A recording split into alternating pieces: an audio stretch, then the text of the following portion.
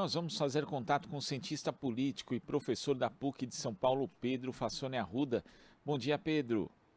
Olá, bom dia.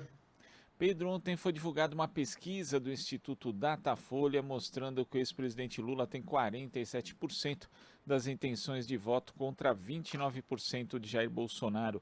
Ciro Gomes ainda aparece com 8%, Simone Tebet com 2% e André Janones, Pablo Marçal e Vera Lúcia com 1% cada um. Levando em conta os votos válidos, Lula teria aproximadamente 52, o que apontaria a possibilidade grande de vitória no primeiro turno.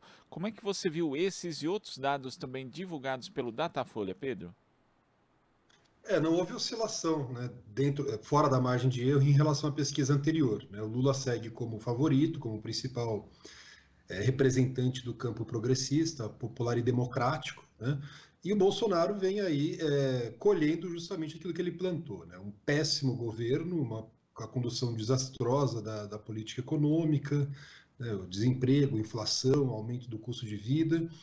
Então, também o Bolsonaro tem uma rejeição muito grande que acaba tornando muito difícil para ele conseguir a reeleição, né? Então, é um cenário aí animador, né, para as forças democráticas, para o campo popular, para quem defende a Constituição e o Estado democrático de direito, mostra também o quão fragilizado o Bolsonaro está, principalmente, né, entre os eleitores mais pobres, que ganham até 2 salários mínimos, por exemplo, que são os que mais estão sofrendo com o aumento do custo de vida.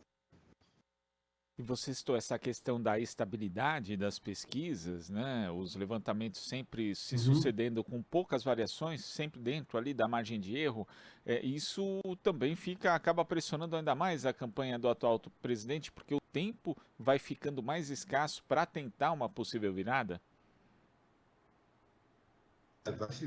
Falta pouco tempo, né? Estamos entrando em agosto, a eleição no começo de outubro, né? Então, a gente vai ter pouco tempo de campanha eleitoral, de campanha no rádio, na televisão, inclusive, né? O Bolsonaro e o Lula serão os que terão maior tempo de exposição na TV, isso, de certo modo, acaba contribuindo para consolidar esses dois aí como os dois primeiros principais candidatos à presidência. Mas existe também uma forte possibilidade do Lula ser eleito ainda no primeiro turno, né? Como você bem apontou, se a gente considerar apenas os votos válidos, o Lula tem 52% e já pode liquidar a fatura aí no segundo turno, e o Bolsonaro já sinaliza aí que está muito preocupado com essa situação e vem tensionando cada vez mais, inclusive, fazendo cada vez mais ameaça aí de ruptura da ordem institucional. Ameaças veladas, enfim, mas que são muito preocupantes também. Mas eu acredito que, né, não houve mudança, e se também não houver também mudança no cenário da economia, ou um fato novo, por exemplo, dificilmente esse quadro pode ser alterado. E quando eu falo um fato novo, pode ser qualquer coisa, desde uma mudança na economia até mesmo um episódio como aquele controverso, polêmico da facada 4 anos atrás, né? E Pedro, ontem o Datafolha também divulgou alguns dados mais específicos, né, dos segmentos. Entre as mulheres, por exemplo, o Bolsonaro teria Uhum, ganho 6 pontos percentuais, chegando a 27% contra 46% de Lula, uma diferença ainda muito grande. E entre os homens, Lula subiu 4 uhum, pontos, liderando aí por 48 a uhum, 32. Claro que nos segmentos a margem de erro acaba ficando um pouco maior do que na pesquisa em geral, mas é possível uhum. identificar por que houve esse tipo de movimentação ou é algo normal, natural mesmo nas pesquisas que haja algum tipo de movimentação ali perto da margem de erro na prática, né? A gente pode, na verdade, testar algumas hipóteses, não cravar, né, afirmar peremptoriamente que foi isso ou aquilo, né?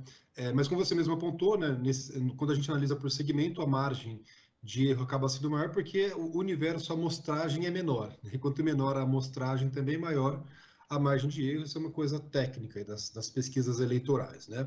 E outra também, né, enfim, tem, por exemplo, entre as mulheres religiosas, a gente sabe que já há algum tempo a Michele Bolsonaro vem também fazendo campanha, tendo mais exposição, ficando mais com mais frequência diante de fotos da mídia, então isso pode ser um dos elementos que explicam esse crescimento do Bolsonaro entre o eleitorado feminino, né?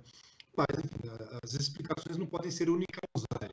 Provavelmente tem outros fatores que ajudam a explicar isso daí, né? E entre os eleitores do sexo masculino também, né? A questão econômica, por exemplo, pode favorecer o Lula também, né? Já que sempre numa crise econômica, né, os primeiros que são afetados são as mulheres, e entre as mulheres negras, né?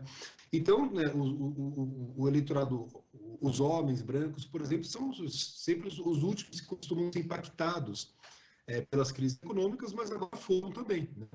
Então, isso pode explicar também o fato de que o Lula tenha perdido espaço entre esse perfil de eleitores.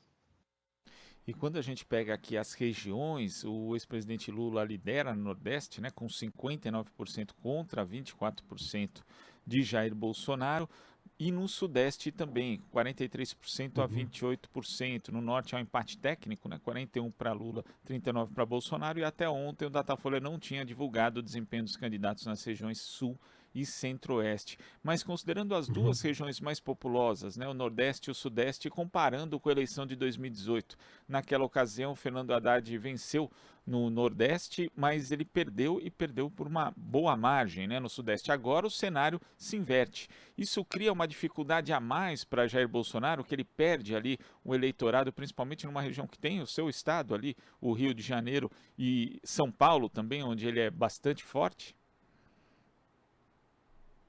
Sim, o Sudeste é fundamental, né?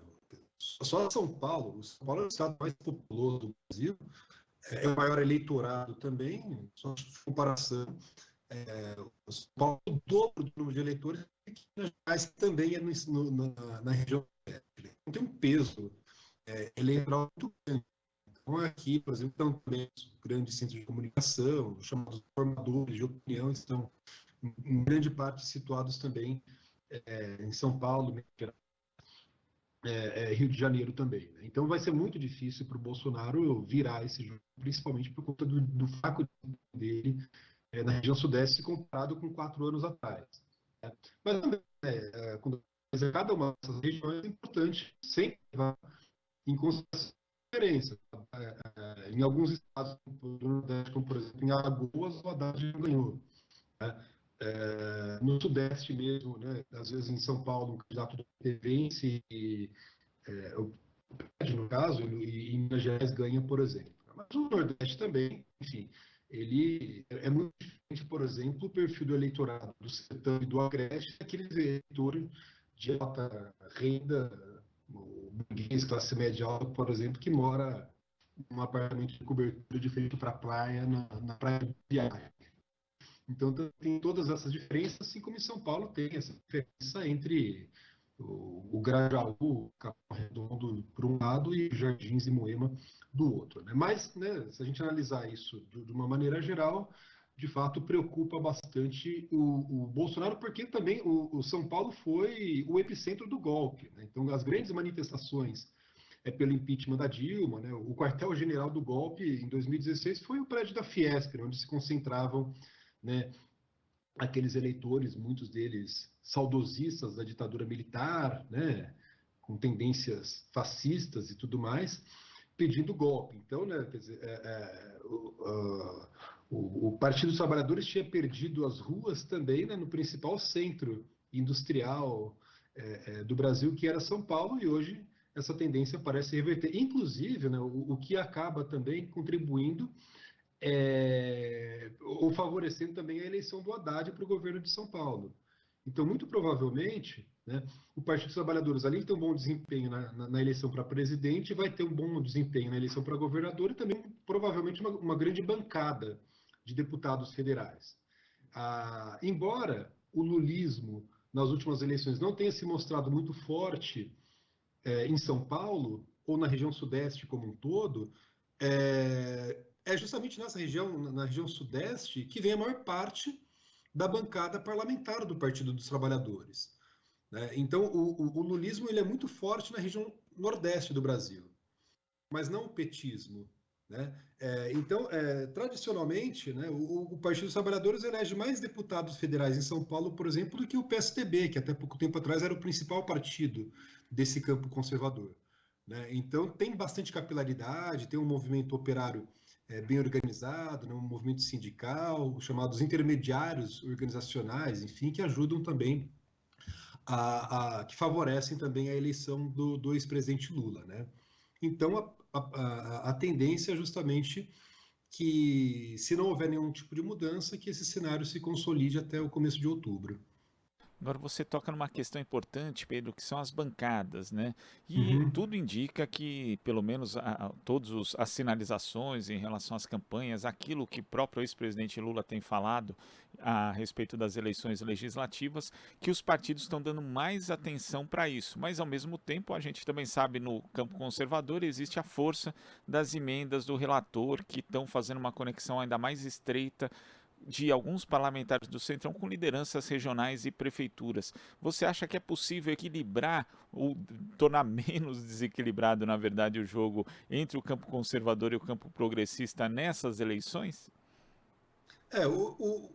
Quando a gente analisa as bancadas, né, tem o DIAP, né, que é o Departamento Intersindical de Assessoria Parlamentar, ele a cada 4 anos, depois da eleição, ele faz um mapeamento, divulga um documento chamado Radiografia do Congresso Nacional.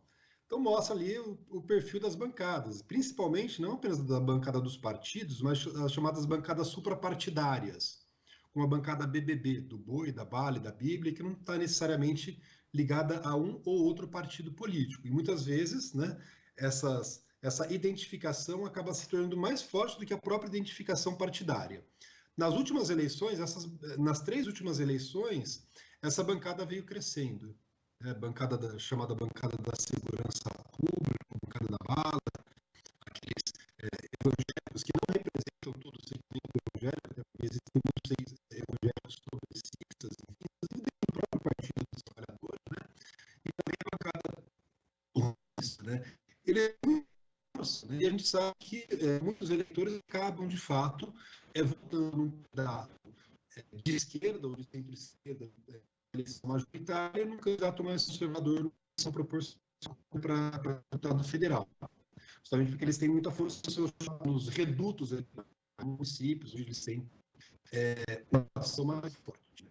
E como, né, as regras eleitorais acabam favorecendo esse jogo, fica muito difícil. Isso já é um problema que vem desde muitas décadas atrás. Né? A gente lembra do governo João Goulart, quando um dos seus principais apoiadores, o Leonel Brizola, reclamava da lentidão, da morosidade do Congresso Nacional para aprovar, ou da falta de disposição para aprovar as chamadas reformas de base, né? Tanto é que dizia, a gente tem que aprovar a reforma agrária na lei ou na marra, e o Brizola já dizia, esse Congresso aí não vai sair absolutamente nada, porque esse Congresso é integrado por banqueiros, latifundiários, barões da mídia, e dificilmente vai sair. Né? É por isso, né, que é tão importante a mobilização popular também. Né?